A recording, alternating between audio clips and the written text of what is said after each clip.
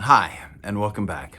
I'm Ken Salle, author of The Day We Said Goodbye, a meditation on acceptance, which I'm going to be reading to you from here in my living room. We have been reading for a bit now, and we're now at chapter 6, which I'll be reading today. This video will be split into two pieces because this is a long chapter, so there will be a part 1 and a part 2. Let's see, where to start? I feel I should provide you a little warning in this video. So, big warning sign here. You probably have figured out already that I read these books, these chapters to you in the hopes of driving book sales. The Day We Said Goodbye is available a whole lot of places: Amazon, Barnes & Noble, iTunes, etc., in ebook, paperback, and audiobook. So if you like how I read the book, please pick yourself up a copy of the audiobook. I would really appreciate it. Now, that said, I normally read the whole chapter. I normally don't stop and tell you, go pick up the book and read this section, because I'm not going to do it. Except today. I'm going to do it today. And there's good reason for that. So as long as you can tolerate me being a bit cagey, I would really like you to hang out with me while I read chapter 6. So let's begin. By the way, this is the first time I'm reading with a light over there. So the light isn't on the book. It used to be the light was behind me and I'd have it on the book. Fortunately, I have the light on, so there's still a little light. But let's forget I said anything. So let's go back then to reading from chapter 6.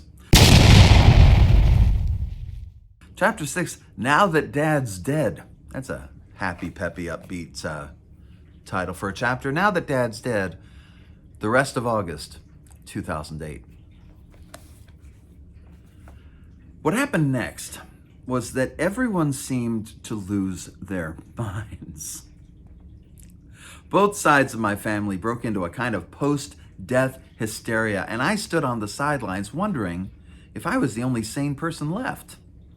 On one side of my family were my brothers, Dwight and Richard, and Blanche. I spoke with my brothers pretty frequently back then and knew how they felt about my dad. We had all discussed the problems we had gone through or dealt with as a result of having or not having him in our lives. He could be cold, he could be distant, he could be, and often was, impossible to speak to, to talk to. I sometimes like throwing in other words just to try them out. We loved our father, but we knew he wasn't perfect. And then suddenly, on August 10th, Dad became perfect. It was like a miracle had happened. I spoke with Dwight on the phone and listened to him tell me how our father was the perfect father, how our father could never do anything wrong, how he was always there for Dwight, how he had never created any problems for Dwight. This was the same guy who had told me Dad had been faking his disease only a few weeks before. Everyone had suddenly come down with a bad case of what I guessed was survivor's guilt. And the sudden love and admiration everyone held for my dad, well, it kind of made me sick. My love for my dad was based on the faults I acknowledged him having. My love for him included his humanity. I didn't love a father who was perfect, but one who was a horrible communicator and who thought too much of himself, who left my mom when I was 5 and didn't know how to say he goofed until he was nearly dead. My father was human and imperfect, and that's why I loved him. All this adoration and admiration made me want to smack people. I achieved this the only way I knew how, through writing. Blanche had asked me to say something at my father's memorial service, and I took that to mean that I would be the one up there speaking. It only seemed right. I was the writer of the family, after all. I was the public speaker, the artist, the well-spoken one. I wrote a 10-page speech and sent it to Blanche for her approval, focusing on those things that made my dad human. His flaws, his quirks, pathos. I wrote a eulogy that I felt was honest, somber, even a little poetic. I had asked how long I'd have to speak and was told, as much time as you like. Big mistake there. And I even wrote it here. That was a mistake. And I probably should have realized that, just as saying to me, take as much time as you'd like, was clearly too open-ended. Anyone who said that probably didn't mean they wanted a 10-page speech. Blanche had clearly not realized that you should never give me as much time as I'd like. So shortly after I sent her my eulogy, she called and told me, it's too long. Here's the thing. I was only going to have 5 minutes because all 4 sons were now going to be asked to speak. This was more my arena, but they would be up there too. And I began to see Dwight, the guy who said Dad had been faking, write the most syrupy nonsense, painting my father as a cross between Albert Schweitzer and Gandhi. Only nicer and far more understanding. I give my brother Dwight a whole lot of shit in this chapter. I love him a great deal, and he's a terrific individual. And I just wanted to give him shit. What can I tell you? Somehow, I had to shorten my eulogy, but how do you condense a 15-minute speech into a 5-minute speech without ending up with some generic imitation? Summoning up my feelings in 5 minutes would be tough, especially while Dwight was telling some of the most incredible lies in some posthumous attempt to score points with our dead dad. Richard and Keith would probably tell some version of the truth, but I didn't feel I could count on them to counteract the body blows Dwight was giving to the truth. That's when I realized what I would have to do. If I was going to be able to face myself, I would need to explain who my father really was, injecting a little honesty into the whole thing. So, I wrote. I found a theme that I felt was appropriate, if not complimentary. Vicky was sure I'd be cast out of the family completely. But once she heard my new eulogy, that's a tricky one, she agreed that it provided a little honesty to the whole thing. She also said that part of it sounded like, is it a sin to lick a burrito? One of my old monologues. My dad wasn't perfect. He wasn't a monster. He was a human being. I prefer to remember him that way, as the man he was, and not the man any of us wished he had been. Here, then, is the extended eulogy, the one that never got read at the memorial service. Now, here's the thing. When I published this, I published, you can't say that. I set the type of the eulogy in a smaller font because I could see back then. I had eyes that worked. Now, no, it's not going to happen. So this eulogy, the complete version, is in the book. It is full of stories that I do not tell elsewhere about my father, and it is a little labor of love for my dad that I thought he would appreciate. So if you want to hear me read it, please pick up the audiobook, and I'd be happy to do it. It's definitely in there. But for now, I'm going to skip past that and lose my place in the book. Yay! Well, let's just continue. I didn't know what else I could say, but Vicky was certain I'd find the words, so I kept writing. When I learned that the man who had invented rewinding, the technology that reset taped data back to its beginning point, when I learned he had died, I tried again. Honestly, the guy who invented rewinding died today. I never thought that such a common feature, something we don't even use anymore, would have an inventor. I'm sure many people would feel the same, but there you go.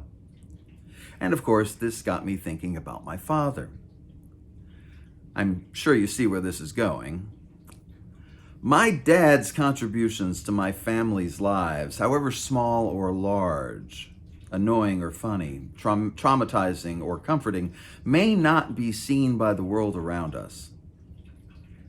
They might not even be noticed by those close to us. But they are there. Having him in our lives changed us and helped us be the people we are today. We should use that for all the good we can, even when we might think that our contributions may end up like the inventor of rewinding. We are, all of us, in the threads of time sooner or later, but right now, we are all necessary and our actions can change the world. And so it was with my dad.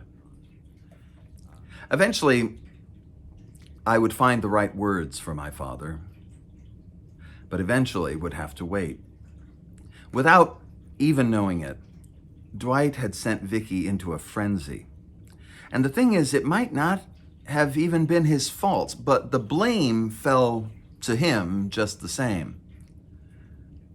Here's the thing. My father died on August 9th, but for some reason, Dwight couldn't make the trip out for the memorial service right away. As a result, the memorial service was scheduled for August 23rd, 2008, which just so happened to be the same day Vicky was scheduled to be in Las Vegas. I bought the tickets, she shouted. I made the reservations. It's okay, I told her. It'll be fine. She replied as if I was the crazy one. I can't miss your father's memorial service. You see, Vicky had bought tickets to see Cher in concert in Las Vegas for Jeff's birthday. The show was a really big deal, which, as no fan of Cher's, I cannot really explain, but it had cost Vicky hundreds of dollars. Look, I said, I don't like the idea of you not being there either. That means I'm going to be traveling with my mom all by myself. But you made these plans months ago. You can't go back now. People will understand and we'll call each other a lot while I'm out there. So it was settled. Except for the part where I had to travel with my mom all by myself. We're probably going to get into some stuff about my mom. I give my mom a hard time in my writing. I love her to death. But she is kind of the butt of my jokes sometimes because we're all goofballs in my family. It's a common gene. I closed the book and now I lost where I was. Okay, so it was settled, except for that part. Let me give you a description of my mother. She's the sweetest, most caring and loving lunatic you'd ever want to meet. I can tell you that she is a woman who has never been rich, who votes Republican despite the fact that they hate women, and anyone who has never been rich. She desperately clings to her Christian beliefs despite the fact that she votes for people who never care for the poor or the sick, who kill for pleasure, and who relish in war. I have an opinion about the Republican Party. This is just my way of saying I'll never understand her any more than I understand my father. But she's mine, and I love her. I am very protective of her, which is part of the reason why I cannot stand her husband. She deserves better. We all do. I've tried to do right by her every chance I got, but Arizona? Alone? Come on. You're the only one who's close enough, Keith told me one night after the date for my father's memorial service was finally set. I understand that, I said. But can you imagine being stuck in a car with her for 6 hours? That's 6 hours each way, at least, he reminded me. Keith is 5 years my senior and still gloats like a 10-year-old. I hadn't thought of that, I told him. Actually, I'd been thinking of nothing but that. I tried suggesting we fly her out to Arizona. Though I hated my job, I could more than afford to do it. You don't want to be stuck in a car with me all day, I told her. I can fly you out the morning of the memorial service and fly you back later that afternoon. I appealed to her sense of adventure and desire for comfort. At least I thought I did. No, she said, save your money. I'd much rather be with you. It'll be fun. Sure, my dad's memorial service would be fun. A hoot. Vicky helped me set up the hotel room at the Fairfield Inn off Chandler Boulevard in Phoenix. My mom couldn't believe we were splurging on 2 rooms. As I have probably shared with you, I come from a background of just a tiny bit of poverty, so these things are important to us. We can share a room, honey. It's just for one night, my mom. So, okay, here's something you might not know about me. On top of being an insomniac, I'm also a sleepwalker. Can you imagine, I asked Vicky, safely at home and out of my mom's earshot, me walking around in the middle of the night, taking my clothes off, doing God knows what? No, my decision was set. We're getting separate rooms, Mom. Anyway, it'll be easier to get ready in the morning, and you deserve a room of your own. You're very sweet, my mom told me. Little did she know. I was anything but sweet. In fact, I was getting a bit paranoid. I was beginning to wonder if my mom was so interested in getting me in the car alone so she could try to convert me to her kooky religion, Christianity. She had already been mailing me little flyers about the perils to my eternal soul. You know the kind, with friendly pictures of ex-hippie Jesus. As the date approached, I began to watch the weather forecast. The predicted high started at 100 degrees Fahrenheit. And then, thank goodness, and then climbed to 102, 104, 106, and didn't stop until the temperature on August 23rd was forecast to hit 108 degrees. My dad did like it hot. My plan to leave work early on the 22nd nearly didn't happen. I should have known my boss, Sonny, would use that opportunity to hold things up. He was the kind of guy who liked things to rely on him. And so, rather than being useful or decisive, he would hold things up at the worst possible time and then rush in to save the day. God, I hated him. The twerp. He had lost a file holding some of my work, which he insisted he had to sign off on before I could leave. He had lost the file on his desk, which was a disorganized pile of every reason why you'd want to go paperless. As he made a big show of looking for it, I told him, Sonny, I'm leaving at noon for my father's memorial service, whether you find it or not. You can't leave until I sign it, he told me. You don't seem to be listening, I said. I'm leaving at noon, and that's that. He and I exchanged a long and angry look. It wasn't the first. It wouldn't be the last. After a moment, he pulled out the file from the place where he had lost it, and I suggested he look it over quickly. And I left at noon. When I reached my mom's house in Santa Ana, she was ready to go. My stepfather growled at me, and I growled back at him. That's what we called a conversation. Should we take some bottled water for the drive? My mom asked. What about some trail mix? I knew my mom was on a fixed income, but I wanted her to know I wasn't. God, my hair is just awful.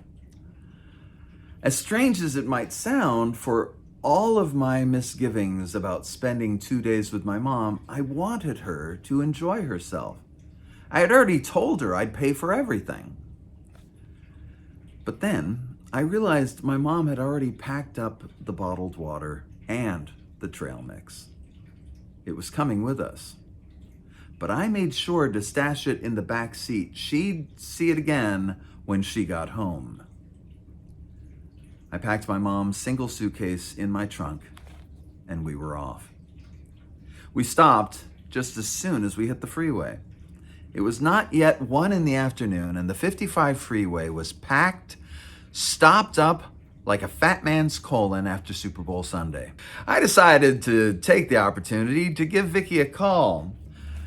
The section I'm about to read, I have a feeling, is going to show you just how long ago this was. I had recently had a new stereo installed in my car and could call Vicky through a Bluetooth connection by tapping a single button on my stereo. Her voice came through the stereo speakers loud and clear. "Hi, honey," she said. "Hey, Vic, we're on the 55, I told her. "We should be there. We should be here the rest of the weekend." "With any luck," she quipped. Before either of us could say anything to offend my mom, I cautiously added, "I've got you on the speakerphone. Want to say hi to my mom?" "Hi, Audrey," Vicky said. Yes, for those keeping score, my brother had my dad's name and my sister had my mom's name. I hold the name Ken in memory of my maternal uncle. But since my mom was adopted, I don't even know if that counts. My mom gave me a weird look. How do I talk to her? I pointed out the miniature microphone secured by my rear view mirror many years ago. The next thing my mom did, she did because she's old, not because she's stupid. I make this observation because I am certain that I'll make a similar fumble with technology when I'm her age. Hell, I'm starting to already. Old people and technology just don't get along. But I couldn't help laugh out loud when my mom craned her neck so her head was nearly on top of the microphone and shouted about as loud as she could, "Hello, Vicky!" She spoke slowly as if somehow Vicky had gone deaf. "It is very nice to hear from you." Mom, I told her, stifling my laugh, "You can sit down and talk normal. Vicky can hear you just fine." Vicky muttered, "Up until a minute ago, I'm deaf now." When are you leaving for Vegas?" I asked my wife. "Just as soon as Jeff gets here." Whereas I was headed to a hotel for the night, Vicky and Jeff were driving straight to the show. They'd head back from Vegas the next day. "Well, enjoy Cher, if that's in any way possible," I groaned. "Shut up," she said. Vicky comes from a family that likes giving each other a hard time, so I've tried to go with the flow and grow a few extra layers of skin for when it came back to me. Truth be told, I'd miss her terribly in the next couple of days. The phone was a terrible replacement for being there. I didn't say anything to her, of course. I knew her absence was unavoidable, and I wanted her to have a good time. Why should we both be stuck in Arizona? After I hung up, I turned on the music I'd prepared for the trip. I knew I couldn't play my usual stuff because it would be too, well, new for my mom. The poor woman was in her 60s after all. That's so sad. I'm 5 years away from that. As much as I didn't want her evangelizing to me, if that's even pronounced right, I was sure she didn't want me pushing trance on her. I was into trance at the time. So I packed my iPod with all the soft hits of the 70s, which I am ashamed to say I have quite a bit of in my library. I didn't know how loud to put it, so I just turned it down as low as I could get before it was completely inaudible, and resigned myself to driving without tunes. That created the problem of silence. Of course, I hadn't thought about that. As I made my way east out of Orange County, my mom and I cast uncomfortable glances at each other, and I knew she was thinking the same thing I was thinking. Excluding religion and politics, what do we have to talk about? My mom began by asking where Vicky was going, and I told her the story of Vicky, Jeff, and Cher. She's still performing? My mom asked. No, I said, but they bring her body out and prop her up every few years. Then I asked her about how things were with her and Joe. She asked me how things were with me and Vicky. We talked about my crummy job, and I told my mom about a new play I was working on called After You Fall. And that took us almost to the 10 freeway. We hadn't left civilization yet, if San Bernardino County could be called civilized. I thought you were writing a book, she said. I was always writing a book. What's it about, she asked. Winning or success? Oh, you're talking about Climbing Maya, my book on success, I told her. Yeah, that's done. I've been pitching it, but, well, it's not an easy sell. And you tell people how to become successful? She asked. She was rather surprised by that idea. This was a fundamental misunderstanding, and the primary reason why I had such a hard time selling the book, or so I thought. No, it's more of an analysis of what success is. It's not one of those books that tells you how to make $1 million, because success may not be making $1 million. I don't know, she said dreamily. I'd be willing to give that a try. Sure, I said, wouldn't we all? But money can't buy you happiness. The key to finding success is understanding what success is to begin with. And you know what that is? She asked. I could hear a little incredulity creeping in. Yes, I told her. Did you talk to people to find out? She asked. No, Mom, I said, looking over into her eyes so she could see my irritation show. I came up with it myself. And my mom fell silent. I wished she understood. I'm not expecting her to believe I'm a great thinker.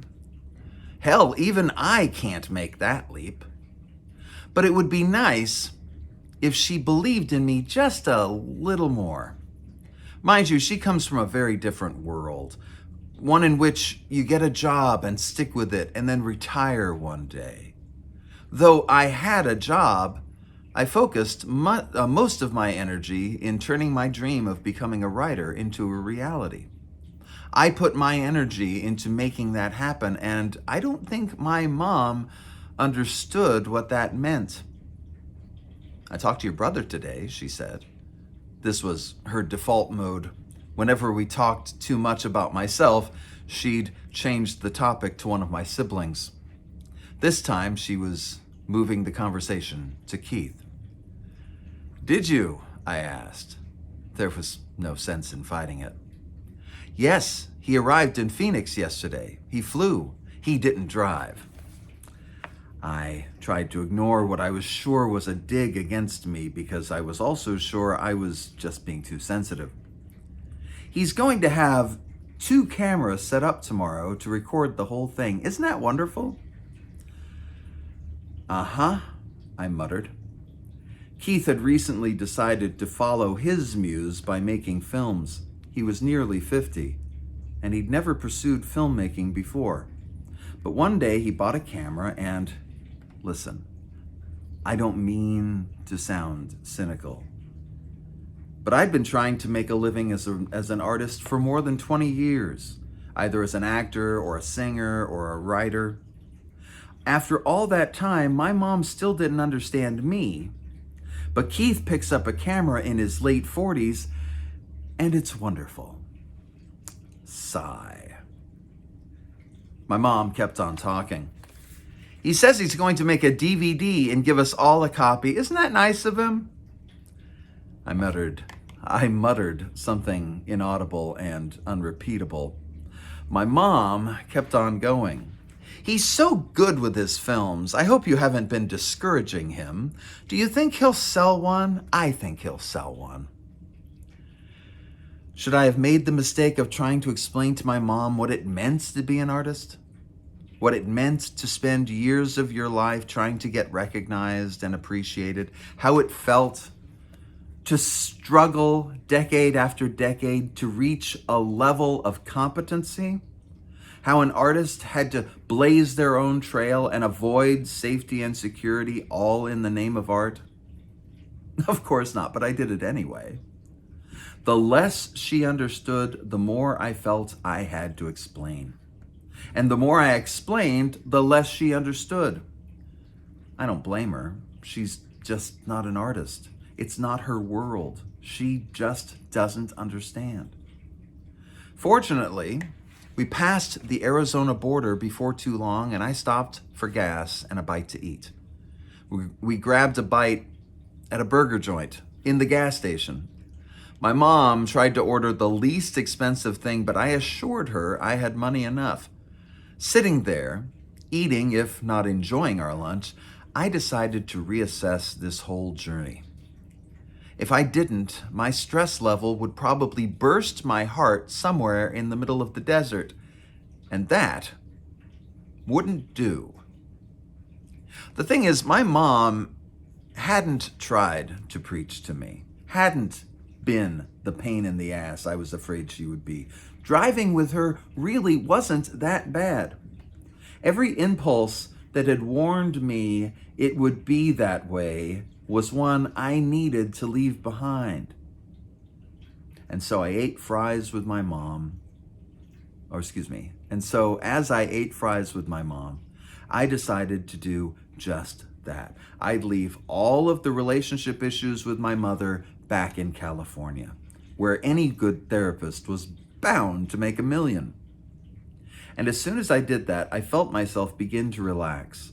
I laughed with my mom and found myself more capable of getting her to relax. As we got up from our table, the journey ahead didn't seem all that bad. Driving through the desert, I told my mom about the many other times I'd been through here, driving with Vicky or by myself. I prudently avoided any mention of my trips to the Grand Canyon. And my mom told me about the times she and my dad, and their kids, myself among them, drove cross-country across this desert. They'd traveled often, and I guess part of the reason was because my dad loved to travel, and part of it was because he couldn't settle down.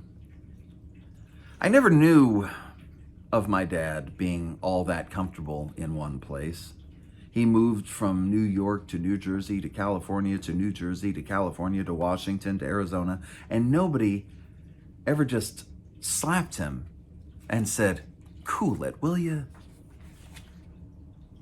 I liked hearing about my dad, and somehow it seemed appropriate for the journey that the two of us share our stories about him. So I told my mom about the time my dad went AWOL and what had really happened. "How'd you find out?" she asked. "That was when Rosa and I went up to Washington to elope," I told her. I knew it would mean restarting my relationship with my dad. I was ready to do that. But I had some questions I wanted to ask him first. "And you asked him about when he went AWOL?" she asked. I nodded. "Yep." What else did you ask him?" I looked out into the desert and thought back to that night. My dad and I sat together in a half-lit room. "I don't remember," I said, surprising myself. Those questions had seemed so important at the time, but that had happened way back in 1988, and his answers had faded into memory. "Your father was always a very passionate man," my mom said. "It doesn't surprise me that he would have gotten in trouble over a girl." "I like it," I said. For a moment, her voice grew quieter.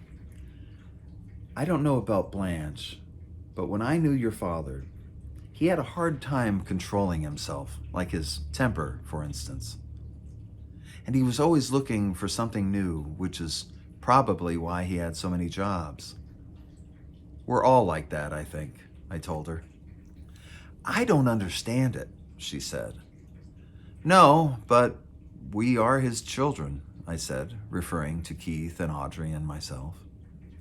"So we inherited that part from him. I can understand it because I'm never happy unless I'm doing what I love." "What about Keith and Audrey?" my mom asked. "Well, they never really found what they love. And Keith's just now figuring that out. I hate to say it doesn't make things easier." "You think he should stop?" she asked. "No," I answered carefully, not wanting to step on anyone's toes. "I just hope he learns that disappointment is a part of it. You have to learn to accept that or you'll never keep going." "Your sister's that way," my mom said. And I didn't respond. I had been afraid Audrey would come up in the conversation. And here she was. Before my dad had died, he had reached out to all of his children.